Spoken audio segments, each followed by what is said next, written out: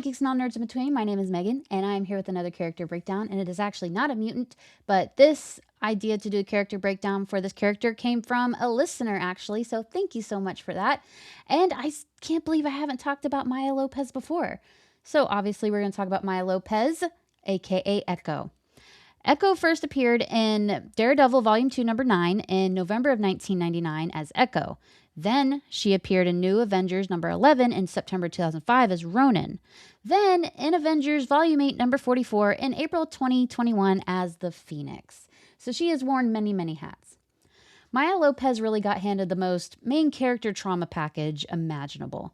She was born deaf, but her lip reading skills were so insanely good that no one even realized for years. Like, she was out there decoding conversations better than people with perfect hearing while everyone else stayed clueless. Her dad, William Lincoln, was a member of the Cheyenne Nation and secretly worked as a mob enforcer for Wilson Fisk, aka Kingpin. You might have heard of him. Because apparently having one stressful job was just not enough. Fisk and William were close until Fisk decided William had outlived his usefulness, which is corporate speak for it's time to get shot. As he was dying, William begged Fisk to look after Maya, and when Maya found him, he left a bloody handprint on her face that basically became the emotional equivalent of a permanent Windows error message. So Fisk raises her afterwards, which is already the worst adoption option ever. He first puts her in school for kids with special needs, but then Maya casually copies an entire piano performance after hearing it once. And Fisk was like, oh, okay, she's terrifyingly talented, and moves her into a gifted school instead. Maya throws herself into art and dance and basically becomes one of the people who are unfairly good at everything. You know the type, the Zendayas of the world. Then Fisk decides to use her as a weapon against Daredevil because this man truly wakes up every morning asking, how can I emotionally ruin Matt Murdock today? He arranges for Maya and Matt to meet while Matt is grieving Karen Page, R.I.P. I guess, then lies to Maya and tells her Daredevil murdered her father. Naturally, Maya goes full revenge mode and has a valid crash out against Daredevil. She studies footage of Daredevil and Bullseye fighting like she's prepping for her own finals. Then absolutely wrecks Matt in combat. Matt's over here confused because he recognizes her scent and is trying not to hurt her. Meanwhile, Maya's fighting like she's trying to speedrun vengeance. She eventually pins him down, pulls a gun, and explains why she wants him dead. The only reason this didn't become a murder scene is because random kids nearby thought the whole thing was some weird live-action superhero performance art.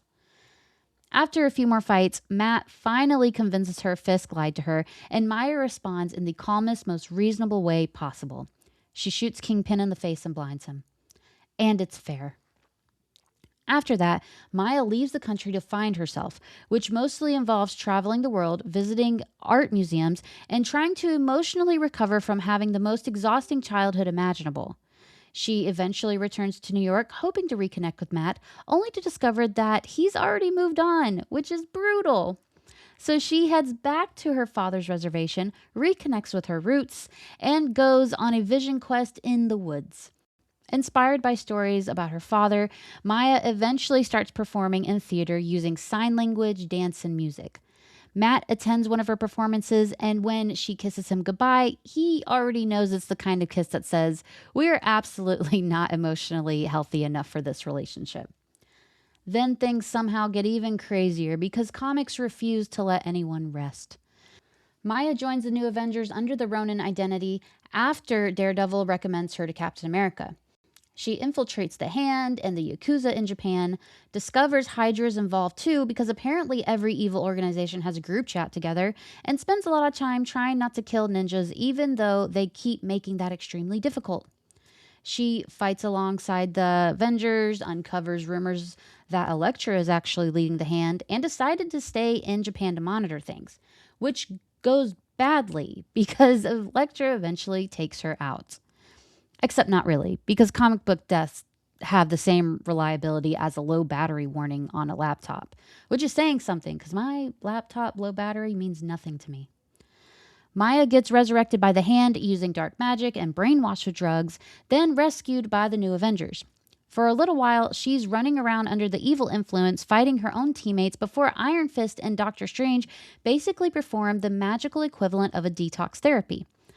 Maya snaps out of it, kills Elektra, and then everyone discovers Elektra was secretly a Skrull the whole time because Marvel absolutely loves saying, "Surprise, alien."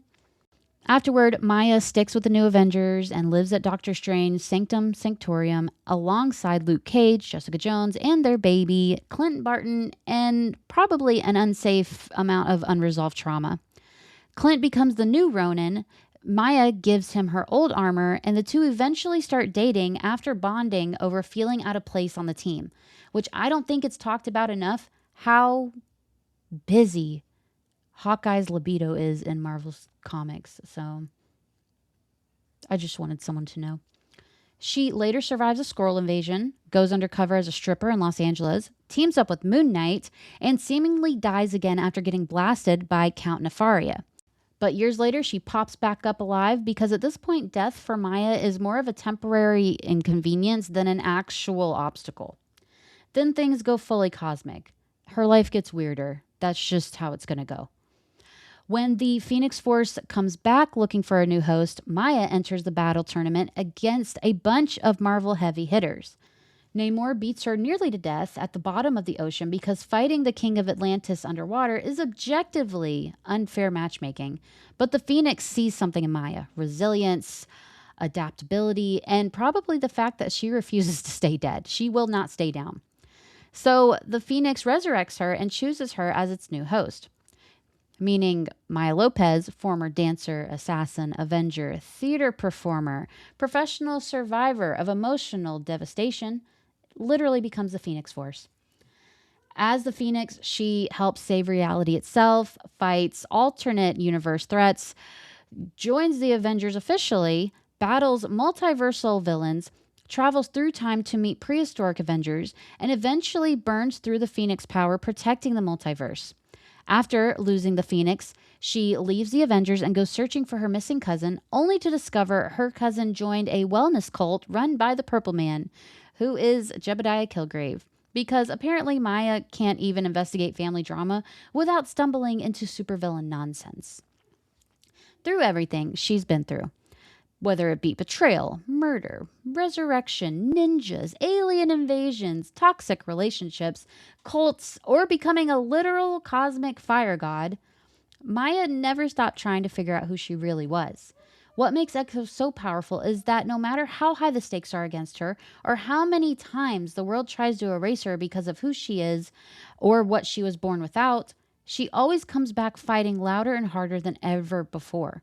She is a hero in every way, especially with the unfair advantages life had to offer her. So that is Maya Lopez. I love her as a character. I wish we would see more of her. We did just get a one shot, and that's it. I want to see her back. I think she's great. And again, thank you to the listener who asked me to make this video. I really enjoyed making it because I will always look for an opportunity to read up on Maya Lopez. So with that being said, I hope you enjoyed this episode. I hope you like and subscribe, and I hope you have a marvelous day.